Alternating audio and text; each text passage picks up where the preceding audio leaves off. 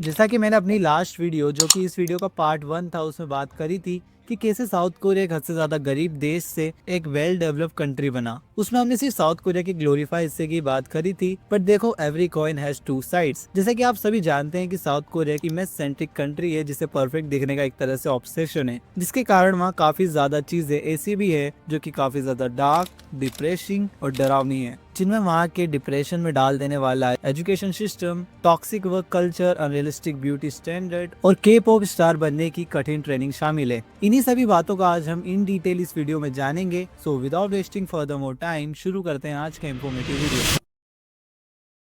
Korea is not just कि के drama और ये BTS, यहाँ के ब्यूटी स्टैंडर्ड और यहाँ के जो अलग अलग स्टैंडर्ड बना रखे हैं ना लोगों ने, वो आपको भी अंदर से यानी इतना हार्म कर।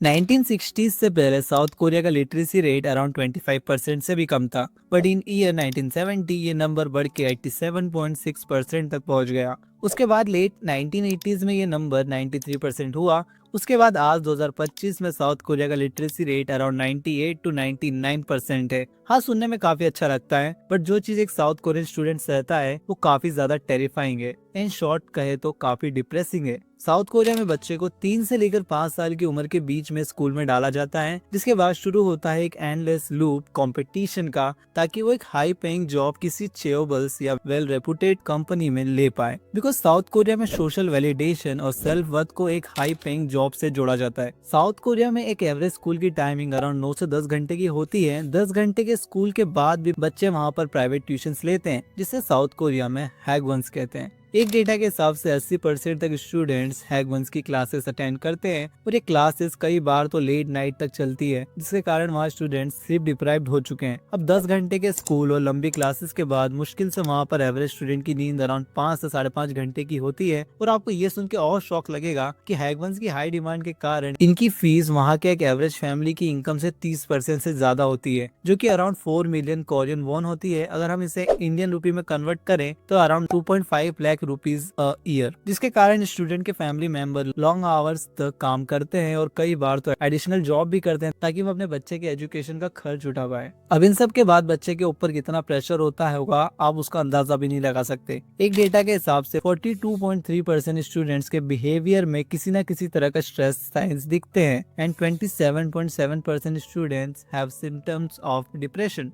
साउथ कोरिया में जो नेशन वाइड 12.1% एडल्ट होते हैं वो किसी ना किसी तरह से लिंक होते हैं स्टूडेंट्स के एकेडमिक स्ट्रेस से।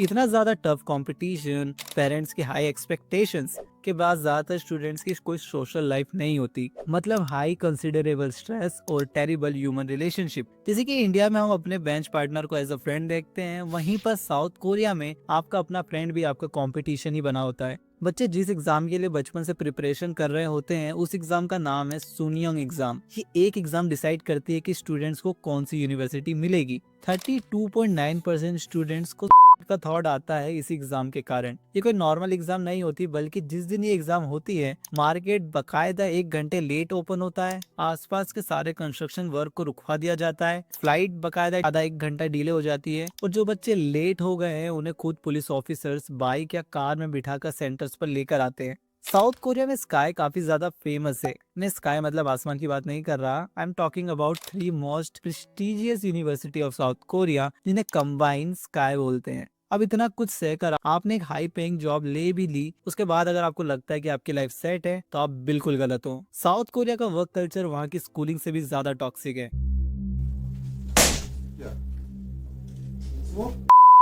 जैसे कि स्कूल या कॉलेज में बुलिंग होती है, वैसे ही साउथ कोरिया में भी जो रिच और हाई पोजीशन पर लोग होते हैं वो अपने से कम पोजीशन वाले इंसान के साथ बेहूदगी या बुली करते हैं। एंड ये चीज साउथ कोरिया में इतनी ज्यादा कॉमन है जिसे बकायदा एक नाम दिया गया है, गैपजिल। गैपजिल का सीधा और सिंपल मीनिंग होता है bad behaviour from rich and powerful people toward their employees. कई बार तो बॉस वगैरह होते हैं वो अपने एम्प्लॉयज को एक डिग्निफाइड एम्प्लॉय समझने के बजाय एक सर्वेंट जैसा ट्रीट करते हैं। CNN के एक रिपोर्ट के हिसाब से 30% लोग साउथ कोरिया में किसी न किसी तरह का हैरेसमेंट फेस करते हैं वर्क प्लेस पर। जैसे कि एक केस था जो कि काफी ज्यादा फेमस है, जिसमें एक कोरियन एयरलाइन की चेयरमैन की डॉटर ने पहले तो जोर जोर से कैबिन क्रू पर चिल्लाया, उसके बाद प्लेन को वापस एयरपोर्ट ले जाने को कहा ताकि वो क्रू मेंबर्स को प्लेन से उतार पाए। और वहाँ क्रू से गलती बस इतनी हुई कि उन्होंने मैडम को बादाम प्लेट के बजाय पैकेट में सर्व किए थे। आप जस्ट इमेजिन करो कि कट थ्रोट कंपटीशन पार करके आपने एक जॉब ली, उसके बाद आपके बॉस ने आपको इसलिए जॉब से निकाल दिया क्योंकि आपने उसके खिलाफ बुलिंग की कंप्लेंट फाइल करी।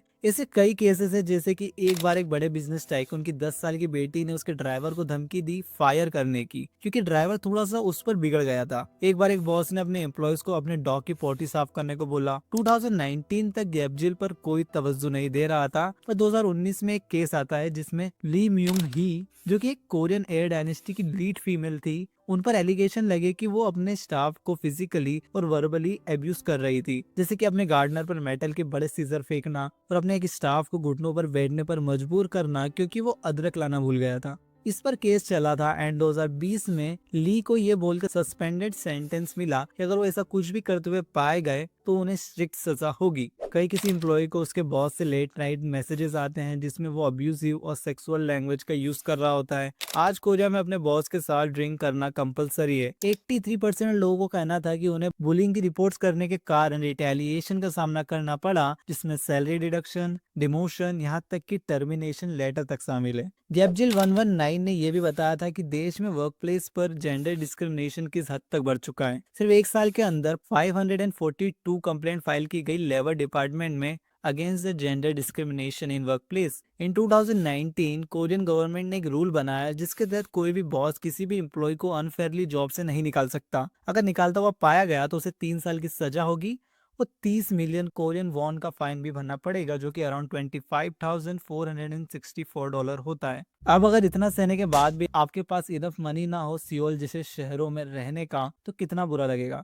इस सेम होता है वहाँ के लगभग यूथ के साथ। एक डेटा से पता चलता है कि 80% यंग कोरियंस ने किसी न किसी तरह का लोन ले रखा है। हर 10 में से 8 यंग कोरियन अपनी बैंकरप्सी की फाइल करते हैं क्योंकि वो अपना लोन नहीं भर पा रहे हैं। कई बार ये लोग अपना पुराना लोन भरने के लिए नया लोन लेते हैं, ये सोचकर कि अब सब कुछ ठीक हो जाएगा, बट इन रियलिटी प्रॉब्लम और बढ़ती चली जाती है। This endless loop cost many times. आज के टाइम में सियोल जैसे शहरों में घर खरीदने के लिए आपको करोड़ों रुपए चाहिए और मोस्टली ऑफ यंग कोरियंस के लिए ये पॉसिबल नहीं है। 2018 में कोरिया में 1,34,000 बैंकरप्सी फाइल की गई and the most shocking thing is उसमें ज्यादातर यंग कोरियंस शामिल थे। आज जितना कोरिया में रहने का एक्सपेंस है उतनी वहाँ की अर्निंग नहीं हो पाती। इसी वजह से वहाँ कपल्स एक बच्चा करने से पहले तक सोचते हैं। जहाँ एक कंट्री का normal birth rate about 2% at least होना चाहिए, वहीं साउथ कोरिया का बर्थ रेट सिर्फ 0.7% है। अगर ऐसा ही चलता रहा तो 2050 आने तक वहाँ सिर्फ बूढ़े लोग ही आपको नजर आएंगे। अब बात करते हैं थोड़े के पॉप इंडस्ट्री के बारे में। के पॉप इंडस्ट्री कितनी ग्रो कर रही है इसके बारे में मुझे बताने की जरूरत नहीं है, बट इसका एक डार्क साइड भी है जिसके बारे में कोई बात नहीं करता। कुल 4 बड़े एंटरटेनमेंट कंपनीज है साउथ कोरिया में, SM entertainment, HYBE, YG entertainment and JYP entertainment. ये कंपनीज बेसिकली ट्रेनिंग देती है आइडल बनने की, जिसमें जब ट्रेनी 12 साल का होता है तो उसे एकेडमी ज्वाइन करा दी जाती है, जिसके बाद उस ट्रेनी की डाइट, स्लीप शेड्यूल, यहाँ तक कि किससे बात करना है और किसको डेट करना है, ये सब कंपनीज डिसाइड करती है। आइडल बनने की ट्रेनिंग काफी हार्ड होती है। कई बार ये ट्रेनिंग दिन में 20-20 घंटे तक चलती है, जिसके कारण ट्रेनी का स्लीप शेड्यूल तक खराब हो जाता है। इसके बाद इनसे एक कॉन्ट्रैक्ट साइन करवाया जाता है जिसे इंडस्ट्री में स्लेव कॉन्ट्रैक्ट भी कहते हैं। इसके तहत ट्रेनिंग की पूरी लाइफ का कंट्रोल कंपनीज के हाथों में चला जाता है। इससे ट्रेनी की मेंटल हेल्थ काफी ज्यादा खराब हो जाती है और इसके बाद भी कोई गारंटी नहीं होती कि ट्रेनी आइडियल बनेगा या नहीं। अगर इन एनी चांस कोई ट्रेनी वहाँ आइडल बन भी गया तो आप सोच रहे होंगे कि उसकी लाइफ सेट है, बल्कि असलियत इसकी कंप्लीट अपोजिट है। फर्स्ट ऑफ ऑल, जो भी ट्रेनी की फीस होती है उसे एक लोन में कन्वर्ट कर दिया जाता है, जो कि बाद में आइडल की इनकम में से कटता है। इसी वजह से कई बार आइडल्स की कई सालों तक कोई ढंग की इनकम तक नहीं होती। बहुत बार ये आइडल्स अपनी बेसिक नीड पूरी करने के लिए पार्ट टाइम जॉब तक करते हैं। अब आप सोच रहे होंगे कि वो लोन पे करने के बाद उनकी लाइफ सेट हो जाएगी, बट इसका आंसर है एब्सोल्युटली नॉट। उनकी लाइफ यहाँ भी सेट नहीं होती। Most of the times ideal कर लेते हैं just because of their own fans. सुनने में अजीब लग रहा होगा ना, पर ये सच है। वहाँ पे लोग कोई एक्टर या आइडल कुछ अलग करता है जो फैंस को पसंद नहीं आता, तो वहाँ के लोग उस आइडियल को कैंसिल करने लग जाते हैं। किम साय रोन एक एक्ट्रेस थी जिन्होंने ब्लड हाउंड मूवी में काम किया था। वो अपने सियोल में मौजूद घर में मरी हुई पाई गई and the reason of death is and the most disturbing thing is कि हर एज वो जस्ट 24 ईयर्स। एक और आइडियल थी रेड वेलवेट इरे ने उन्हें सिर्फ इसलिए कैंसिल कर दिया क्योंकि वो एक फेमिनिस्ट बुक पढ़ रही थी। उन्हें काफी इंसल्ट, क्रिटिसाइज और डिनाउंसिंग किया गया, यहाँ तक कि कई लोगों ने तो उनकी फोटोज तक जलाई। बट थैंकफुली उन तक साइबर बुलिंग जैसी चीजें नहीं पहुंच पाई। बट हर आइडियल की किस्मत इतनी ज्यादा अच्छी नहीं होती। सूली 25 ईयर ओल्ड केपॉप आइडियल जो कि काफी ज्यादा फेमिनिस्ट थिंकिंग वाली और वुमेन्स राइट के लिए खुलकर बोलती थी, उन्हें भी फैन ने ऑनलाइन कैंसिल करना शुरू किया। उन्हें इस हद तक साइबर बुली किया गया कि फाइनली हार कर सूली ने भी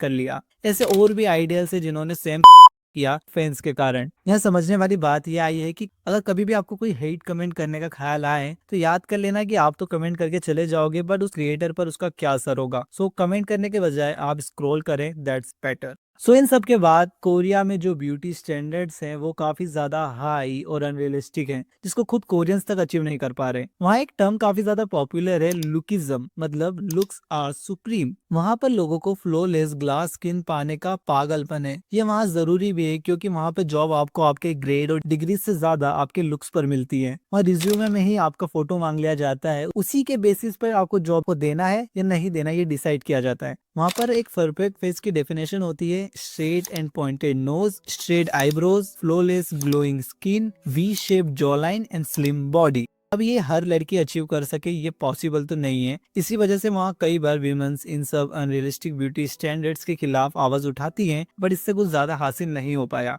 आप ऐसे ही समझ लीजिए वहाँ ग्रेजुएशन पर लड़कियों को डबल आईलिड्स जैसी प्लास्टिक सर्जरी गिफ्ट करते हैं उनके पेरेंट्स। आज के टाइम पर कोरिया वर्ल्ड का लार्जेस्ट प्लास्टिक सर्जरी हब बन चुका है। आज के टाइम में जो केपॉप आइडल्स होते हैं उनकी स्किन, हेयर स्टाइल और फैशन ऑन पॉइंट होता है, जिसे देखकर मेजरली यूथ में उनके जैसे दिखने का ऑब्सेशन बढ़ने लगा है। कोरियन यूथ हेल्थ बिहेवियर के हिसाब से हर 4 में से एक लड़की अपने लुक्स को लेकर कोरिया में खुश नहीं है। वहाँ पर लड़कियां अपने लुक्स और वेट को लेकर काफी ज्यादा इनसिक्योर है, जिसे सीधा असर उनके कॉन्फिडेंस में एक ड्रॉप लाता है। सेल्फ इमेज खराब होती है। साउथ कोरिया में ना परफेक्ट दिखने का अलग ही क्रेज है। वहाँ लड़कियों पे इतना प्रेशर होता है परफेक्ट दिखने का कि अगर कोई लड़की उनके बनाए हुए ब्यूटी स्टैंडर्ड में फिट नहीं आ रही तो उसे वहाँ जॉब मिलने में काफी मुश्किलें होती हैं। इसका एक कारण ये भी है कि साउथ कोरिया व्हाइट स्किन से ऑब्सेस्ड हो चुका है, क्योंकि वहाँ पे व्हाइट स्किन को वेल्थ से डिनोट किया जाता है एंड टेन्ड स्किन को वर्किंग क्लास से। एक कोरियन ड्रामा है शी इज प्रिटी नाम का। उस ड्रामा में एग्जैक्टली इतने बढ़िया तरीके से ये चीज समझाई गई है कि साउथ कोरिया में लुक्स कितने ज्यादा मैटर करते हैं। जहाँ इंसान का बिहेवियर उसकी पहचान होनी चाहिए, वहाँ आज भी साउथ कोरिया में लुक्स को सुप्रीम माना जाता है। अब इस गोरी स्किन के ऑब्सेशन के कारण वहाँ पर इंडियंस को डिस्क्रिमिनेशन काफी ज्यादा फेस करना पड़ता है। एक यूट्यूबर है नोमैडिक इंडियन नाम से, उन्होंने अपना एक्सपीरियंस शेयर किया कि कैसे उन्हें भर भर के रेसिज्म फेस करना पड़ा साउथ कोरिया में।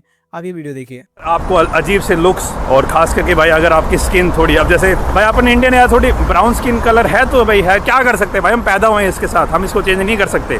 और अगर देखा जाए तो फिर ऐसे तो अपन कोरियंस का भी मजाक उड़ा सकते हैं। इन्होंने सारी चीज़ें चीनी कल्चर की उठा रखी है या फिर किसी और की उठा रखी है, पर ठीक है जो भी है छोड़ो, ऐसी चीज़ें होती रहती है, क्या ही कर सकते हैं भाई। अब वहाँ पर कई रेस्टोरेंट्स और बार्स पर साइन बोर्ड लगा होता है कि Indians and Pakistanis are not allowed. आप यूट्यूब पर सर्च करिए, वहाँ पर आपको बहुत से लोग मिलेंगे जो अपना एक्सपीरियंस शेयर करेंगे कि कैसे उन्हें वहाँ डिस्क्रिमिनेशन फेस करना पड़ा। अब चलो आउट ऑफ कंट्री तो हो गया, बट एक केस में तो इंडिया के अंदर मौजूद कोरियन रेस्टोरेंट में इंडियंस अलाउड नहीं थे। यहाँ तक कि वहाँ के वेटर तक नेपाली थे। मतलब आप समझ लो कि वहाँ इंडियन स्किन को मडी स्किन कहते हैं और हम यहाँ इंडिया में उनके जैसे स्किन को पाने के लिए पागल हुए जा रहे हैं। अब इस कोरियन वेव का इफेक्ट हमें इंडिया में देखने को मिलता है, not in a good way.